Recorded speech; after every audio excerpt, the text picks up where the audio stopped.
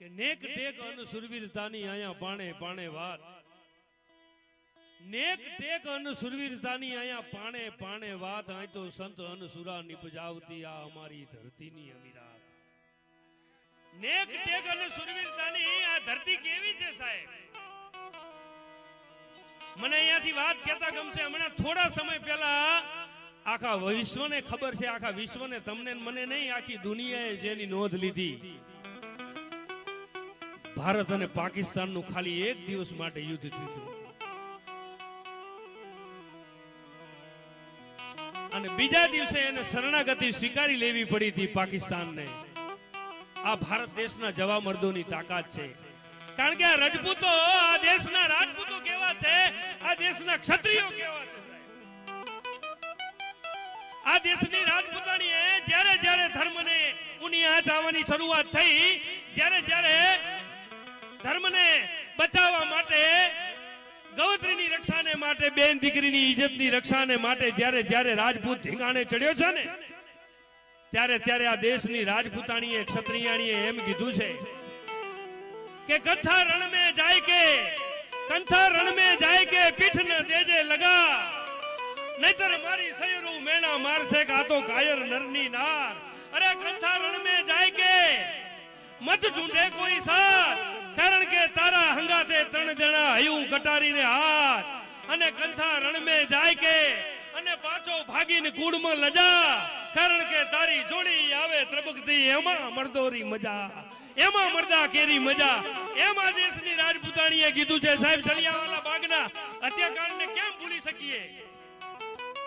એ આઝાદીની સંગ્રામ, આઝાદીની ચળવળનો સંગ્રામ, એમાં જલિયાવાલા બાગની અંદર સાહેબ જનરલ સાન્ડર્સ અને જનરલ સ્કોટ નામના બે અંગ્રેજ અધિકારી, અને એમાં જનરલ સાન્ડર્સનો હુકમ છૂટ્યો કે જે આંદોલનકારીઓ છે, જે ચળવળ કરે છે ભારતની આઝાદી માટે, એમની માથે એમ કહેવાય કે લાઠીઓ વરસાવો.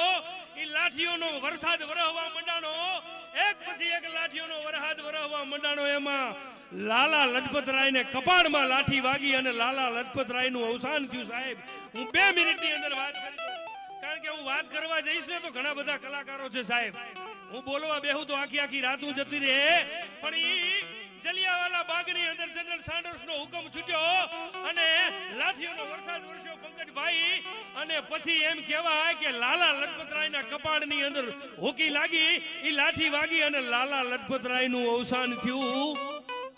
ઈ લાલાના દેહને બીજા દિવસે સવારમાં આ દેશના ભારત માતાના આ સપૂતને એક પછી એક માણસો આવી અને પુષ્પો ચડાવતા હતા, અંજલિ આપતા હતા કે હે લાલા, તારા દિવ્ય બલિદાનને આ ભારતની ભૂમ નહીં ભૂલી શકે. તારા આ દિવ્ય બલિદાનને આ દેશ જ્યાં સુધી સૂર્ય અને ચંદ્ર રહેશે ત્યાં સુધી તારું નામ ભૂલાશે નહીં, અને આઝાદીના સંગ્રામની અંદર તારું નામ સુવર્ણ અક્ષરે લખાઈ જશે. એક પછી એક માણસો સાહેબ સાંભળજો અવાજ અંજલિ આપતા હતા.